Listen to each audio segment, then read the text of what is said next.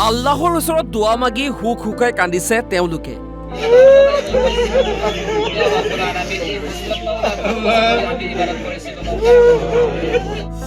যিকোনো মুহূৰ্তত ব্ৰহ্মপুত্ৰৰ বুকুত বিলীন হৈ যাব নামাজ পঢ়া মছজিদটো।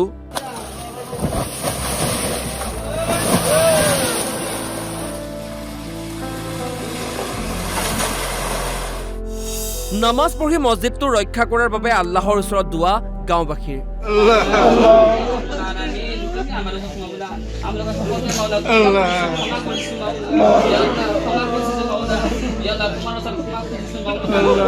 যোৰাতালি যিমানখিনি পাৰিছিলোঁ ইয়াক ৰাখিছিলোঁ যতন কৰি, কিন্তু এতিয়া দেখিছোঁ প্ৰকৃতিয়ে ইয়াক নাৰাখিব। এইটো মৰিগাঁৱৰ লাহৰীঘাটৰ বৰালিমাৰীবাসীৰ মছজিদ। গাঁওখনত প্ৰায় 1500টা পৰিয়াল আছে।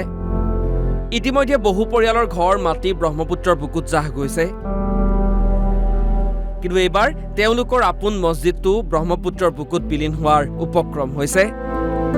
সেই গাঁওবাসীয়ে ওলাই আহি মছজিদটোত নামাজ আদা কৰি মছজিদটোৰ ৰক্ষাৰ বাবে আল্লাহৰ ওচৰত কান্দি কান্দি দোৱা ভিক্ষা কৰে। লগতে মুখ্যমন্ত্ৰী আৰু জলসম্পদ মন্ত্ৰীক ব্যৱস্থা গ্ৰহণৰ অনুৰোধ গাঁওবাসীৰ। যিখন গাঁও আছিলে প্ৰথমতে ভাঙি গৈছে, তাৰপিছত আমাৰ গোটেইখিনি গৰীব ৰাইজ ইয়াতে আহি মছজিদটো আকৌ পুনৰ নিৰ্মাণ কৰিছিল। চাওক আপোনালোকে কিমান ধুনীয়াকৈ বজাইছে। ইয়াত যিখিনি মানুহ আছে তেওঁলোকে একেবাৰে গৰীব মানুহ, কোনোবাই 2 টকা 5 টকা দি এই মছজিদটো বনাইছিলে, কিন্তু এইটো আমাৰ পৰা আজি বিলীন হৈ গৈ আছে। আমি গতিকে ৰজাঘৰীয়াক অনুৰোধ কৰিছোঁ, সকলোৱে কান্দিছোঁ আজি এই মছজিদৰ কাৰণে। আমি পুনৰ যে মছজিদটো আৰু নিৰ্মাণ কৰিম, এইখিনি ঠাই আমাৰ নাই, ঠাইটো নাই, আমাৰ ধনো নাই, আমি কেনেকৈ এই মছজিদ বনাম? আমাৰ পিতৃসকলে এইখিনি বহুত কষ্ট কৰি থৈ গৈছিলে। আমি ল'ৰাসকলে এইখিনি অলপ যোৰাতালি যিমানখিনি পাৰিছিলোঁ ইয়াক ৰাখিছিলোঁ যতন কৰি, কিন্তু এতিয়া দেখিছোঁ প্ৰকৃতিয়ে ইয়াক নাৰাখিব। যদি আমি চৰকাৰৰ ওচৰত অনুৰোধেই কৰিছোঁ, গোটেই ৰাইজ আজি আমি কান্দি কান্দি আল্লাহৰ ওচৰত দোৱা কৰিছোঁ। আৰু এইখন আমাৰ খিলঞ্জীয়া অসমীয়া মানুহ আছিলে, মাটি বাৰীটো প্ৰথমতে গুচিয়ে গ'ল আমাৰ। এতিয়া যিখিনি আছে খালি মানুহৰ মাটি, বহুতখিনি মানুহ আপোনালোকে চাব পাৰে, সুধিব পাৰে, সাক্ষাৎকাৰ ল'ব পাৰে, তেওঁলোকৰ মানে বেলেগৰ মাটিত বহি আছে। ইয়াতো এইখিনিও যদি গুচি যায়, এই মানুহখিনি ক'লৈ যাব? মানে মানুহখিনি বিকল্প এটাই, কিছুমানে কৈছে আমি নদীত জাহাজে মৰি যাম।